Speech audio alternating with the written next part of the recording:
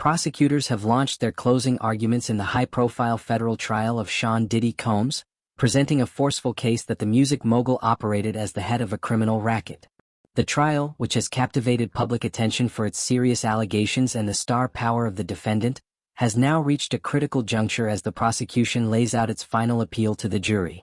Assistant U.S. Attorney Christy Slavik took the stand to address the jury on Thursday, June 26, with a firm assertion that Combs is not simply a defendant in this case but the leader of a criminal enterprise. Slavik described Combs as a man who wielded immense power and influence, someone who doesn't take no for an answer. She portrayed him as a figure who used intimidation, violence, and fear as tools to control others and get what he wanted. The defendant used power, violence, and fear to get what he wanted, Slavik told the courtroom, emphasizing the calculated nature of Combs' alleged actions. Her argument painted a picture of a man who surrounded himself with loyal followers but ruled his domain with an iron fist. The prosecutor described this network as an enterprise, a structured group working together to commit crimes, which is central to the racketeering charge Combs faces. Slavik then recounted 2 violent assaults that she argued were carried out under Combs' direction, illustrating the lengths to which he allegedly went to maintain control and dominance. The first was the infamous 2016 hotel assault involving Cassandra Cassie Ventura, a well-known singer and former girlfriend of Combs. According to the prosecution, this incident was one example of how Combs used physical violence as a means of punishment and intimidation. The second violent encounter described by the prosecution involved another woman who testified under the pseudonym Jane. Slavik said that during this altercation, Jane suffered welts and bruises as a result of a violent assault. The graphic description of the injuries was used to reinforce the narrative that violence was a tool routinely employed by Combs and those under his influence. Perhaps most damning was Slavik's allegation that Combs forced Jane to perform oral sex on a male escort despite her repeated protests. This accusation tied directly into the charges of sex trafficking and transportation to engage in prostitution that Combs faces, intensifying the gravity of the case. The prosecution sought to show that these crimes were not isolated incidents but part of a larger pattern of exploitation and abuse orchestrated by Combs.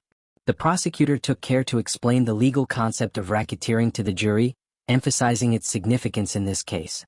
The concept is simple, Slavik said. The law recognizes that when someone commits a crime as part of a group, what the law calls an enterprise, they're more powerful and more dangerous. This explanation underscored the argument that Combs was not acting alone but had established and led a criminal organization.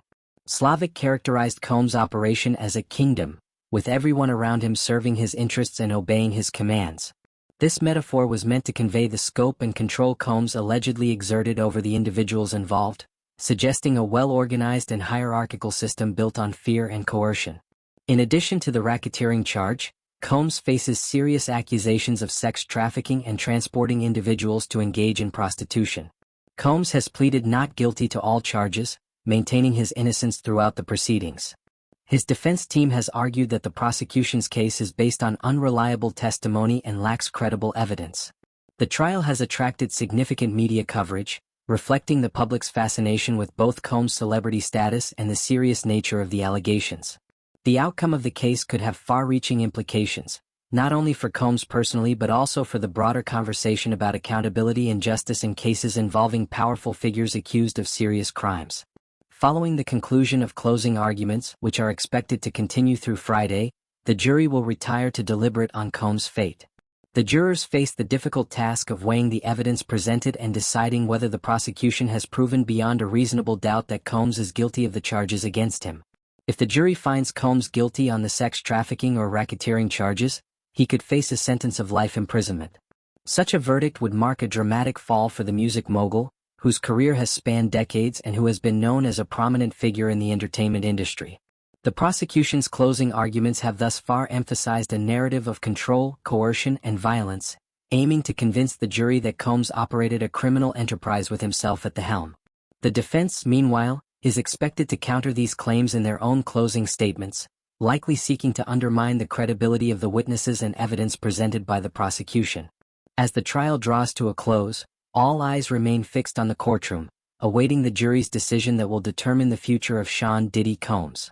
The case serves as a stark reminder of the complexities involved when allegations of criminal conduct intersect with celebrity and power.